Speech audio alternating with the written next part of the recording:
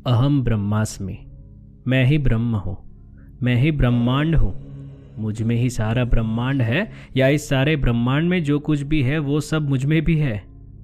हमारे वेदों ने कितने लाखों साल पहले ये बता दिया था कि ब्रह्मांड में दिख रही सारी चीज़ें, पृथ्वी, चांद, सितारे, गैलेक्सी, वो सब में जो तत्व है वो सब हम में भी है। तारों के ऊपर तो कितनी सारी कथाएं भी शास्त्रों में की गई है। सप्तऋषि के तारे, ध्रुव का तारा, या फिर 27 नक्षत्रों का डिटेल्स में डिस्क्रिप्शन भी दिया है, जो स्पष्ट रूप से बताता है कि इंसान और तारे, स्टार्स के बीच का एक स्ट्रॉन्ग लिंक है। पर अभी भी किसी को ये सब मनगढ़ंत कहानियां लगती है ना। पर आज के साइंटिस्ट और आधुनिक विज्ञान जब करोड़ों डॉलर का खर्चा करके, हजारों टेलीस्कोप लगा के, लैब टेस्टिंग करके जब इस नतीजे पे आ रहे हैं कि humans are made of the same material as star dust, हम इंसान और तारे दोनों का chemical composition same to same है। अगर वेस्टर्न वर्ल्ड का साइंटिस्ट ऐसी बात करे तो हम चौंक जाते हैं और मान भी लेते हैं, है ना, एक नंबर का दोगलापन। ये दुनिया की सबसे बड़ी माने जाने वाली स्पेस रिसर्च इंस्टीट्यूट नासा का तो अभी तक ये मानना था कि it is just a coincident that 70% of the human body is made up of water and 70% of earth is covered in water. यानी इनको अभी तक ये लगता था कि मानव शरीर में 70% पानी होना और पृथ्वी पर 70% पानी होना एक प्रकार का कोइंसिडेंट है, आकस्मिक संयोग है। भाई साहब, अब कोई इन्हें समझाओ कि हमारी लाखों साल पुरानी सनातन संस्कृति ने ना सिर्फ पहचाना है कि पृथ्वी और मानव शरीर कोई भिन्न क्रिएशन नहीं है, बल्कि पूरा का पूरा एस्ट्रोलॉजी, ज्योतिष शास्त्र दिया है, जो बताता है कि चांद, सूरज और अन्य ग्रहों के फेरफार से जो असर पृथ्वी पर होते हैं वो ही असर इंसान के शरीर पर भी होते हैं। आपको क्या लगता है? वैसे ही हमारे यहाँ पूर्णिमा का उपवास, एकादशी का उपवास, अमावस्या की पूजा, बसंत का त्यौहार और भी कई सारे दिनों का इम्पोर्टेंस है। इन सारे दिनों पे पृथ्वी और ह्यूमन शरीर पर का असर बराबर देखने को मिलता है। इसीलिए शास्त्रों के अनुसार स्पेसिफिक स्पिरिचुअल इंस्ट्रक्शन दिए गए हैं। पर क्या करें, अब हमें ही हमारी संस्कृति पे भरोसा नहीं है तो किसी और को क्या दोष दे। चलिए फिर आज जानते हैं पृथ्वी और ह्यूमन बॉडी, मानव शरीर और अर्थ के बीच की कुछ साम्यताएं जो इंडिकेट करती है जो हमें अलग दिखता है वो हमारा ब्रह्म है, क्योंकि हम सब एक ही क्रिएटर के क्रिएशन है भैया।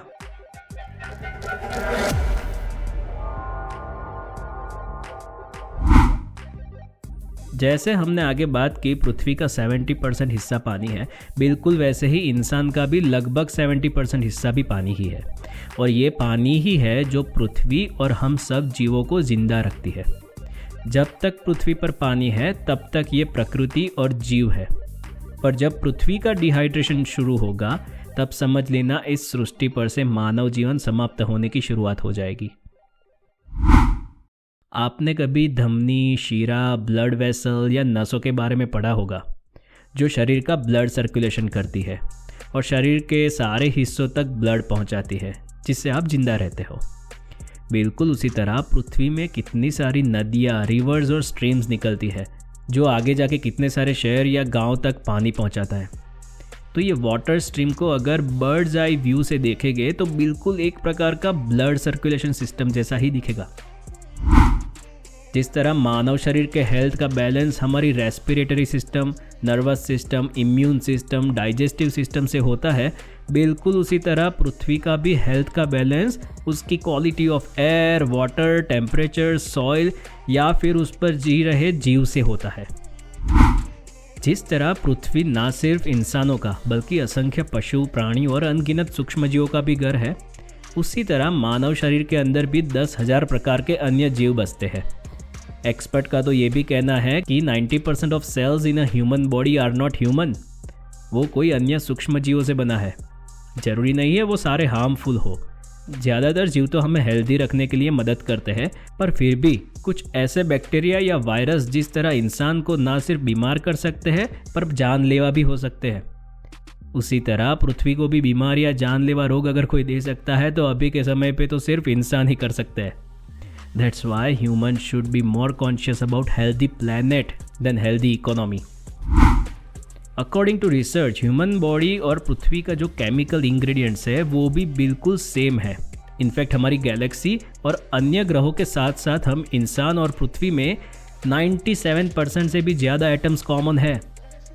The crucial elements for life on earth called the building blocks of life can be abbreviated as carbon, hydrogen, nitrogen, oxygen, phosphorus and sulfur. For the first time, astronomers have catalogued the abundance of these elements in a huge sample of stars. तो NASA वाले अब समझ गए होंगे कि ये कोई आकस्मिक संयोग या कोइंसिडेंट नहीं है कि इंसान और पृथ्वी में सेम वाटर लेवल है। हम सब एक ही क्रिएटर के क्रिएशन है और हम सब इसी पृथ्वी, इसी एनवायरनमेंट की उपज है। इसीलिए जो असर इंसान पे होता है वो ही असर इस पृथ्वी या इस सारे ब्रह्मांड पे भी होगा।